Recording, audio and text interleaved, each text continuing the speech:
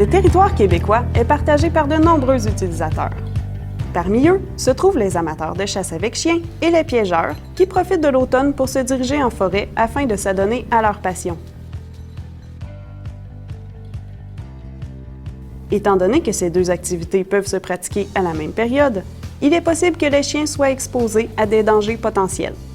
Piégeurs et chasseurs doivent alors prendre des mesures pour éviter des accidents qui sont regrettables pour tous.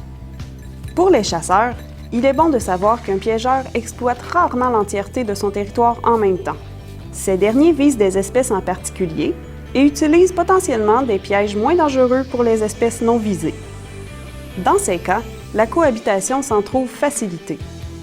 En territoire privé ou structuré, il est possible pour chacun d'annoncer son arrivée au gestionnaire ou au propriétaire et de lui indiquer les secteurs qu'il entend parcourir. On peut ainsi s'informer de la présence d'autres occupants. En forêt, qu'on soit chasseur avec chien ou piégeur, des règles s'imposent. En territoire public, vous devez rester vigilant sur l'ensemble de l'espace. Chasseur, lorsque vous parcourez des zones à risque, telles que les corridors forestiers, les bordures des champs ou les limites d'un terrain clôturé, gardez toujours un contact visuel avec votre animal. Ayez en votre possession une pince coupante, forte et solide, capable de couper un collet à canidés. Familiarisez-vous avec le fonctionnement des pièges et référez-vous au site animaudecompagnie.ftgq.qc.ca pour savoir comment ouvrir les pièges en X et les pièges de rétention.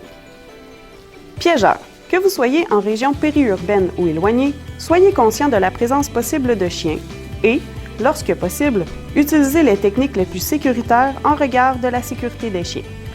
Plusieurs avancées ont été réalisées ces dernières années au sujet des techniques de piégeage. Gardez vos connaissances à jour et informez-vous sur les nouveautés qui réduisent le risque de captures accidentelles. Au sens de la loi, aucune activité de prélèvement n'a de prépondérance sur les autres. Il faut apprendre à partager la forêt. Consultez partageonslaforêt.com.